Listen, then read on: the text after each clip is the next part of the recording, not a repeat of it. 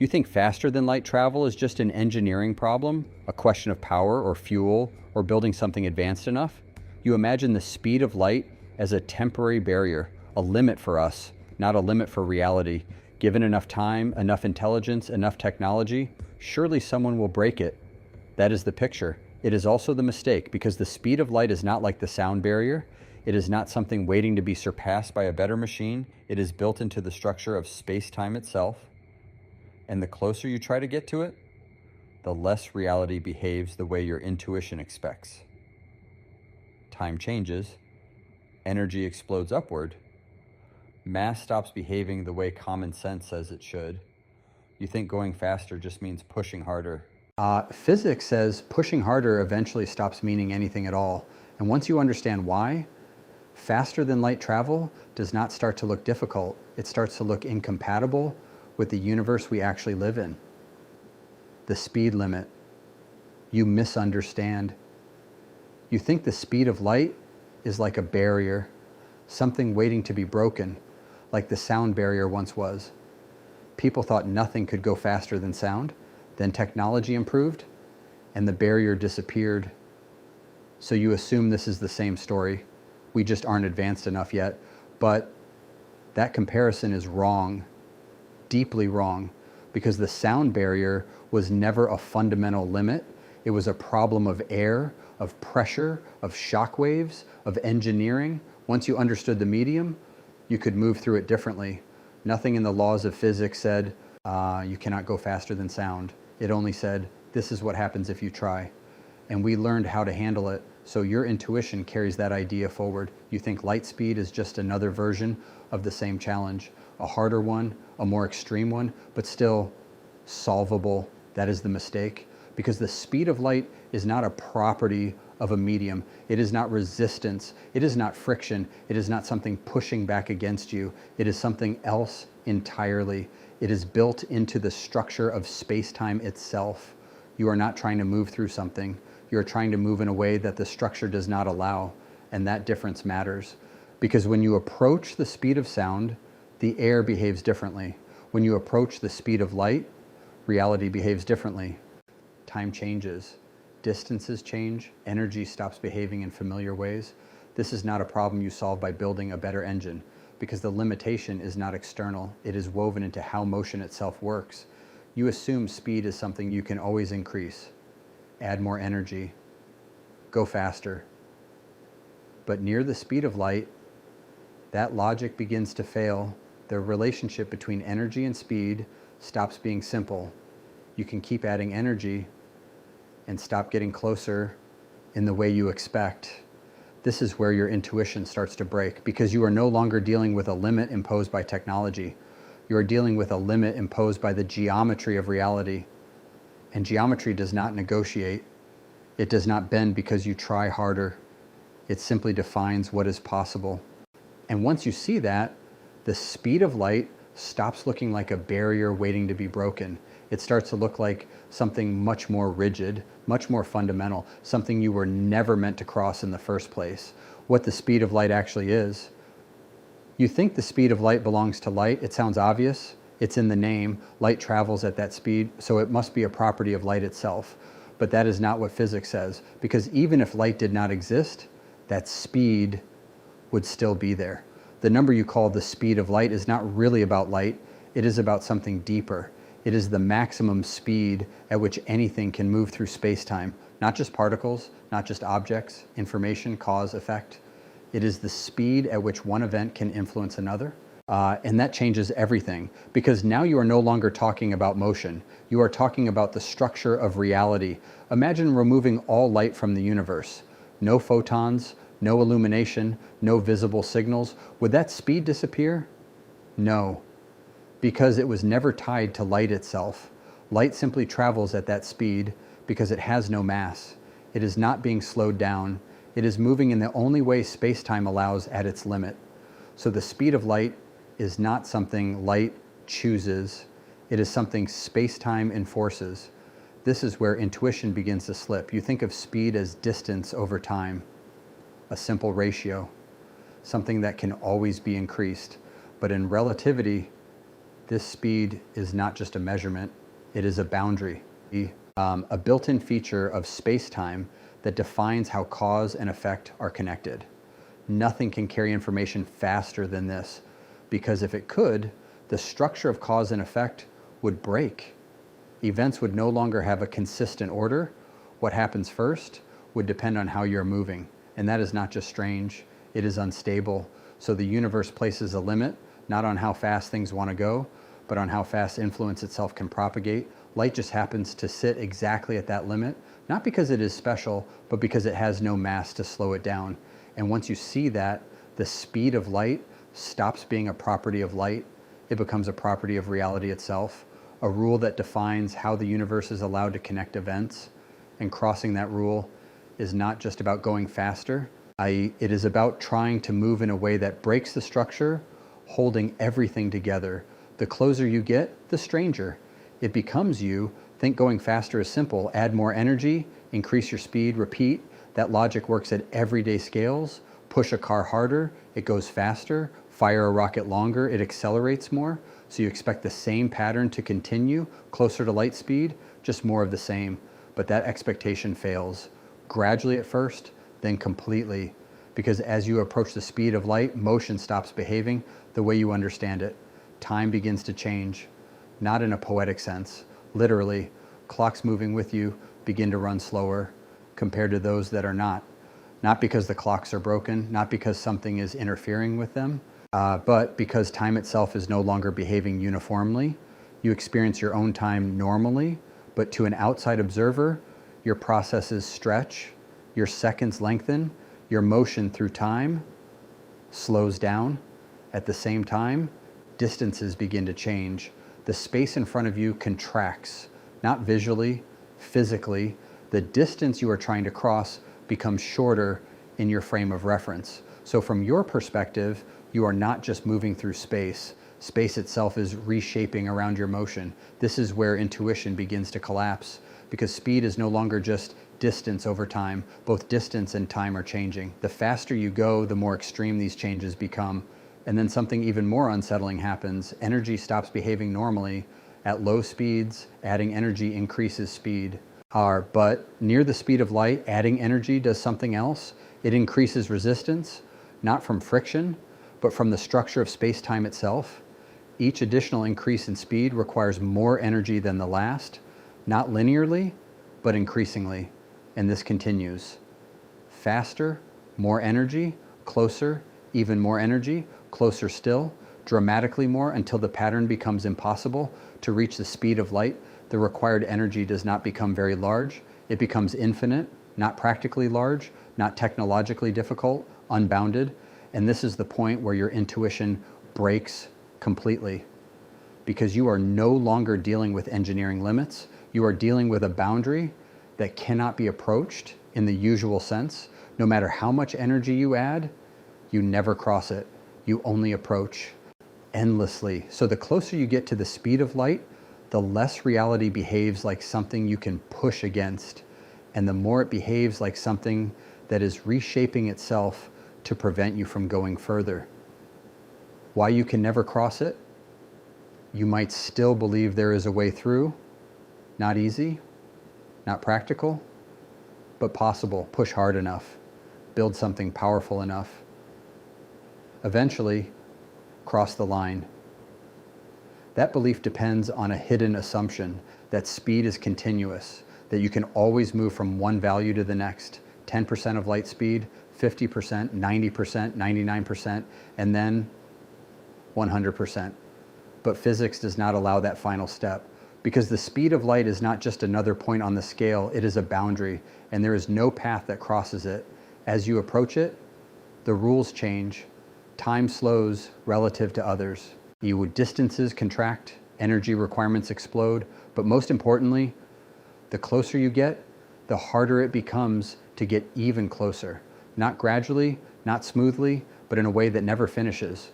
You can reach 90%, then 99%, then 99.999%.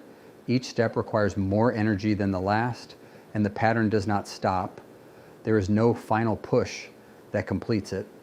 Because the moment you ask for exactly light speed, The requirement becomes impossible. Not difficult, impossible, infinite energy. And infinity is not something you overcome. It is not something you approximate. It is a signal, a sign that the path you are trying to take does not exist. This is the key shift. You are not failing to reach light speed because you lack power. You are failing because there is no continuous route from below to above. You cannot pass through the speed of light the way you pass through the speed of sound. There is no crossing point, no threshold to break, only an edge. And that edge is built into the geometry of space-time itself. So the question changes, not how do we get past it, but why does this boundary exist at all? Because a limit, this absolute, is not arbitrary. It is protecting something deeper. And once you see what that is, faster than light travel stops looking like a challenge. It starts looking like a contradiction. Faster than light breaks, causality. You think going faster just changes speed, arrive sooner, travel farther, nothing else.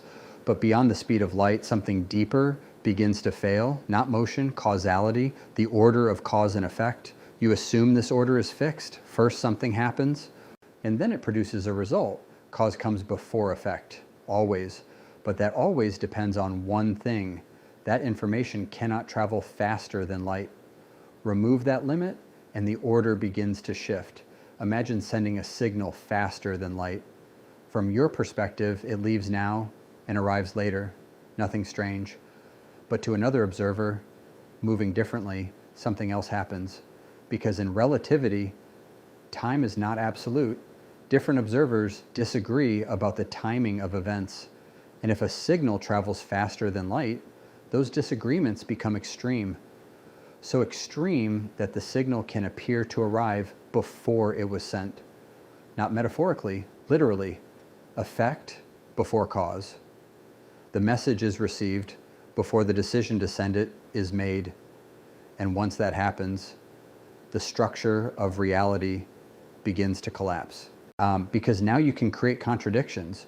You could receive a message from the future telling you not to send it. And if you obey, then who sent the message? This is not just confusing, it is logically inconsistent.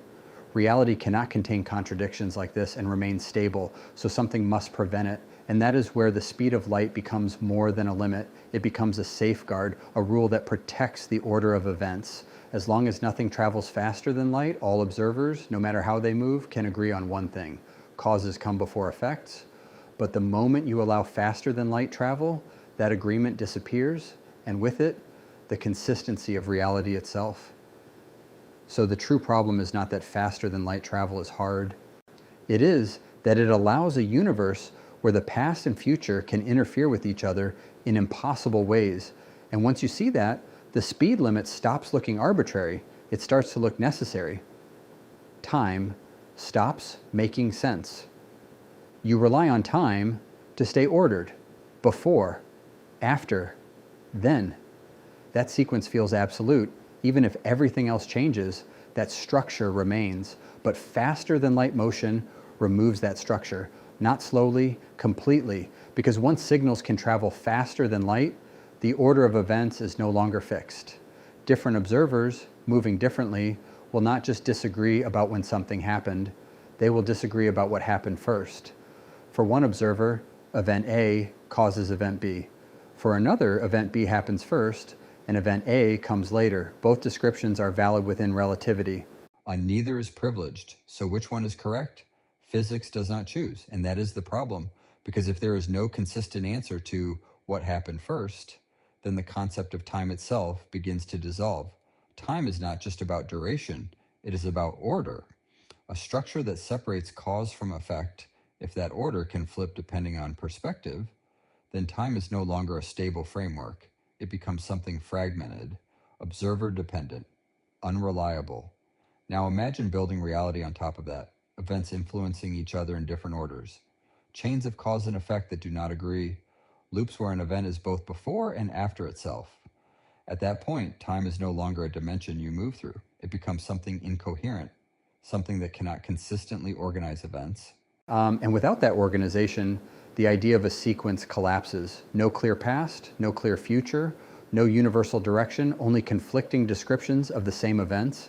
This is why faster than light travel is not just about speed, It is about breaking the framework that allows events to make sense at all, because time, as you understand it, depends on a consistent ordering. And once that ordering is gone, time stops behaving like something real. Time stops making sense. You rely on time to stay ordered. Before, after, then, that sequence feels absolute. Even if everything else changes, that structure remains. But faster than light motion removes that structure, not slowly, completely, because once signals can travel faster than light, the order of events is no longer fixed.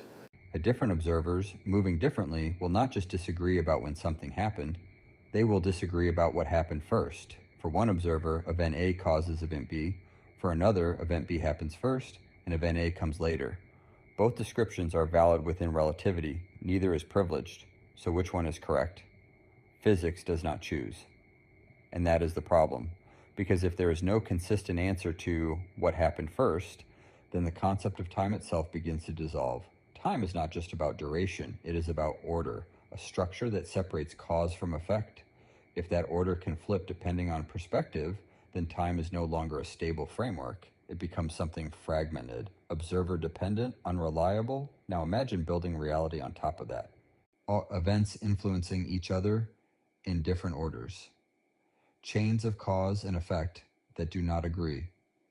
Loops where an event is both before and after itself. At that point, time is no longer a dimension you move through.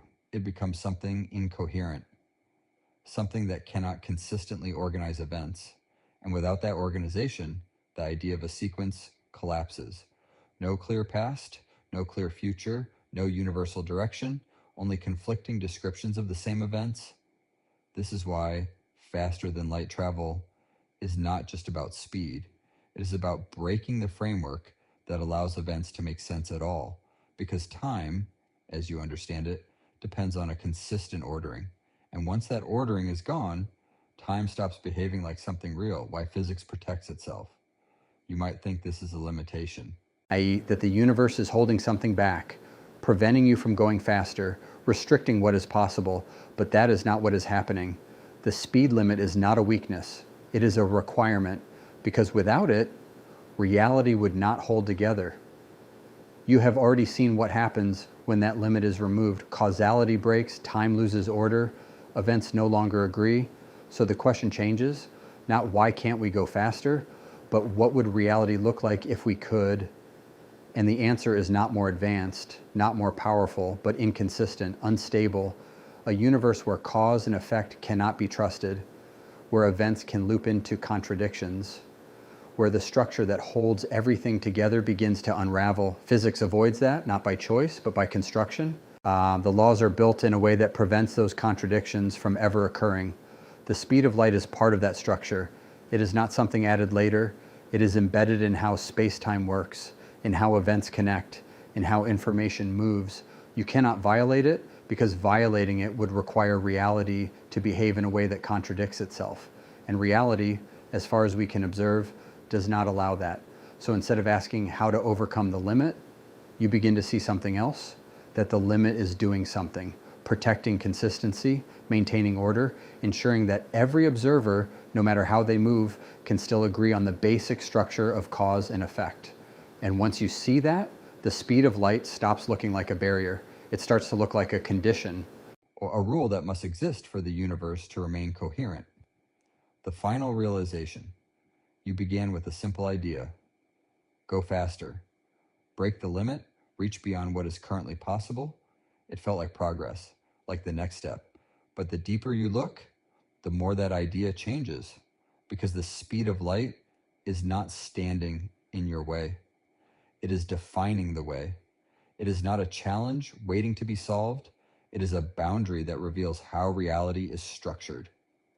You assumed that every limit could be overcome, that with enough intelligence, enough power, enough time, anything becomes possible. But this is where that belief fails. Not all limits are obstacles. Some are definitions. The speed of light is one of them. It defines how events connect, how information moves, how cause leads to effect. Remove it, and the structure collapses. So faster than light travel is not forbidden in the way you imagined. It is not a locked door waiting to be opened. It is something more subtle, more final. It is a concept that does not fit inside the rules of the universe you are part of. Like asking for a triangle with 4 sides, the words can be said, but they do not describe something that can exist. And this is the uncomfortable shift. You are not limited by your technology.